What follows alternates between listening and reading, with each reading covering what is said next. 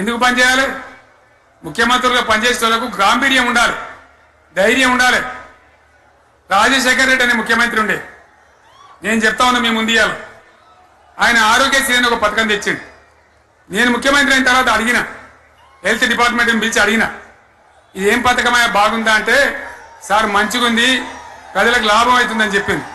నేను చెప్పిన ఆ పథకాన్ని అట్లే పెట్టండి, ఆ పథకాన్ని మార్చకండి, ఆ పథకం అట్లే ఉండాలని చెప్పిన. అక్కడ చెప్పడం కాదు, నేను అసెంబ్లీలో చెప్పిన, ఇది మా స్కీమ్ కాదు, కాంగ్రెస్ గవర్నమెంట్ ప్రారంభించింది, దాని పేరు కూడా మేము మారుస్తలేం, కానీ కొనసాగించాలని చెప్పినాం, కొనసాగించినాం. అది మీ అందరికి తెలుసు. ఇలా వీళ్ళు కేసీఆర్ ఆనవాళ్ళు లేకుండా చేస్తాం, కేసీఆర్ ముచ్చట లేకుండా చేస్తారా? ఇవాళ మనం కూడా సభ పెట్టుకుంటే ఎన్ని అడ్డంకులు దానికి. ప్రైవేట్ స్కూళ్ళు బస్సులు ఇస్తే వాళ్ళకు నోటీసులు ఇవ్వడం, అడుగడుగున ఆర్టీఏ అధికారులను పెట్టి పోలీసులను పెట్టి ట్రాఫిక్ జామ్ చేయడం. ఇప్పుడు కూడా సభకు రావాల్సిన వాళ్ళు 1,50,000 మంది బయటనే ఆగిపోయింది. ఇటు హనుమకొండ దిక్కు, అటు హుజరాబాద్ దిక్కు, ఇటు సిద్దిపేట దిక్కు 3 రోడ్ల మీద కూడా జాముల్ని. నేను అడిగిన నాయకులు ఏంది అంటే, ఇబ్బంది అవుతుంది సార్, రానిత్తలేరు, మధ్యలో ఇబ్బందులు కలిగిస్తున్నారు, కొన్ని లారీలు తెచ్చి అడ్డం పెట్టారు పనికిమాలని అని చెప్పి జామ్ అయిపోయి అక్కడనే ఆగిపోయింది. నేను అన్న ఇంకో అర్ధగంట ఆగి మాట్లాడదామంటే మా వాళ్ళంతా ఉండి, లేదు మనోళ్ళు దూరం పోవాలి, ఇక రాని వాళ్ళు ఎట్లా అందరూ మనం మాట్లాడి సభ ముగించాలని చెప్తే నేను వేదిక మీదకి వచ్చిన. ఇన్ని అడ్డంకులు, ఇంత కడుపు ఆపుతారా? బీఆర్ఎస్ సభలను ఆపుతారా? ఈ ప్రపంచనాన్ని ఎవడాపుతాడు? ఆగవాడికి ఆగుతుందా? నేను ఒక్క మాట పోలీసు మిత్రులకు మనవి చేస్తా ఉన్నా, ప్రజాస్వామ్యంలో ప్రజలకు అడిగే హక్కు ఉంటుంది, తప్పకుండా అడుగుతారు ప్రజలు.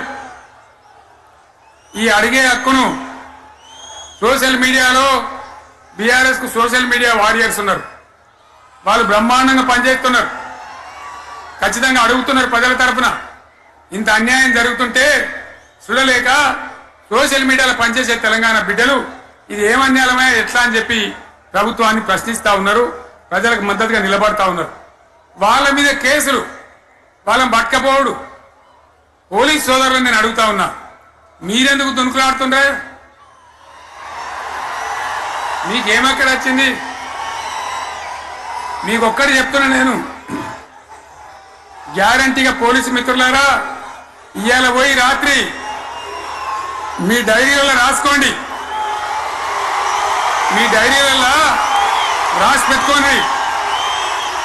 100కు 100% ఇలా తెలంగాణ చెలరేగిన పరిస్థితికి మళ్ళా వచ్చేది బీఆర్ఎస్ గవర్నమెంటే. అది ఎవరు కూడా ఆపలేడు, అది ఎవరి తరం కాదు, ఎవరి వశం కాదు. మీకు తెలియదా? మీరు పోలీసు ఉద్యోగాలు చేస్తున్నారు, మీరు చదువుకోలేదా? మీకు కూడా విజ్ఞానం ఉంది కదా? వీళ్ళు దొంగ వాగ్దానాలు చేయలేదా? ప్రజలను మోసం చేయలేదా? ప్రజాస్వామ్యంలో ప్రజలకు అడిగే హక్కు లేదా? మీరెందుకు కేసులు పెడుతున్నారు? నాకు అర్థం కాదు. మీరెందుకు దునుకులాడుతున్నారు? మీరెందుకు బలైతారు? రేపు మీకు రాజకీయాలు ఎందుకు? మీ డ్యూటీ మీరు చేయండి. మేము బీఆర్ఎస్ ఎప్పుడు శాసనాన్ని ఉల్లంఘించాం, చట్టాలను ఉల్లంఘించాం. అయినా నేను ఒక్క మాట మళ్ళీ చెప్తా ఉన్నా, మీకు ఆల్రెడీ చెప్తా ఉన్నారు పార్టీ నుంచి, ఎక్కడ ఎవరిని మీ మీద అన్యాయం కేసులు పెట్టినా మన టీఆర్ఎస్ లీగల్ సెల్ వీరులు ఉన్నారు, మీకు భయపడే అవసరం లేదు.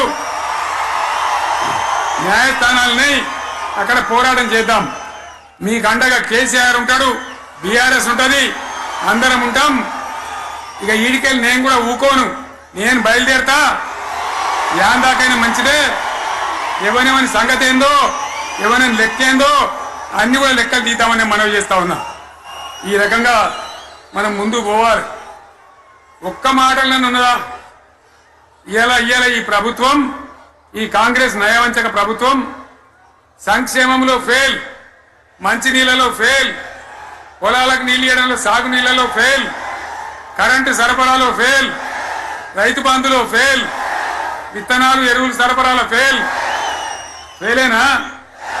ధాన్యం కొనుగోలులో ఫెయిల్, పల్లెలు పట్టణాల అభివృద్ధిలో ఫెయిల్, భూముల ధరలు పెంచడంలో ఫెయిల్. మరి దేంట్లో పాస్ అయిండు? ఎటుపడితే అటు ఒర్రుడు, దేవుళ్ళ మీద ఒట్లు పెట్టుడు, అబద్ధ వాగ్దానాలు చేసుడు.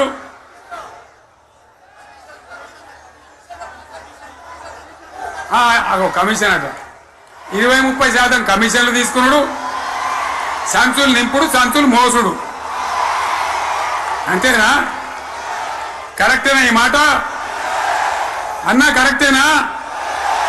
నేను చెప్పి అన్ని ఫెయిల్ అయిందా ఈ ప్రభుత్వం? నిజమైతే ఒకసారి చేతులు లేవట్రా, దయచేసి స్టేజ్ మీద లేవట్రా. ఫెయిలేనా? ఈ మాట 20% 30% కమిషన్లని నేను అంటలేను. ఎవరన్నారు?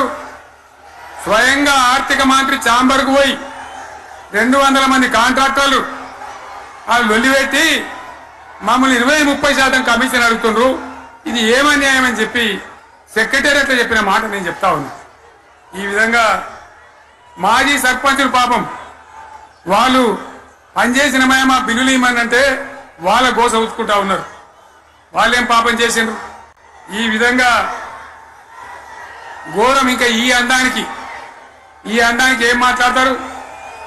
కేసీఆర్ నువ్వు రా అసెంబ్లీకి, నీ కాయగూరు కూడా ముచ్చట్లు తింటానికా? పిల్లలు అడిగితేనే మీరు జవాబు చెప్తలేరు. ఉన్నది నిలబెడితే ఆ ఆర్థిక మంత్రి అసెంబ్లీలో లేచి 20% కమిషన్ తీసుకుంటాను కేటీఆర్ మాట్లాడితే ఆయన లేచి భుజాలు తడుముకుంటాడు. నీకెందుకయా బాధ? నువ్వు తీసుకుంటేనే నీకు బాధ ఉండాలి కదా. లేచి పేదలు ఉల్లి పెడతా ఉన్నాడు ఆయన అసెంబ్లీలో. ఈ విధంగా చాలా గందరగోళంగా, అవివేకంతో, అజ్ఞానంతో చాలా ఘోరం చేసి అడ్డమైన మాటలన్నీ చెప్పింది. దాంతో మనం కూడా గోల్మాలైపోయినాం. తీర్థం పోదాం తిమ్మక్క అంటే వాడు గుల్లే, మనం సల్లే. ఆ గతికి తెచ్చింది ఇలా ప్రజల గతి. మరి మనం కూడా ప్రజలు కూడా ఆలోచన చేయాలి. ఆవేశం కాదు. గాడిదలకు గడ్డేసి బలరకు పాల్పడితే వస్తాయా? మరి ఇప్పుడు ఏం చేయాలో ఆలోచించాలి. ఓ తమ్ముడు అన్నాడు హైదరాబాద్ అని ఇల్లు కూడా కొడితే, కేసీఆర్ అన్నా యాడున్నావు, నువ్వు రావాలి. కత్తి వాంచేతలు పడితే యుద్ధం నన్ను చేయమని పడుతుంది. అంతేనా? ఇది కూడా విచారిస్తారు ప్రజలు. మీకు అర్థం కావాలని నేను చెప్తా ఉన్నా. అందుకే ఓడగొట్టుకున్న కాడనే వెతుక్కోవాలి. మీ వెంట బీఆర్ఎస్ ఉంటుంది, మీ వెంట కేసీఆర్ ఉంటాడు.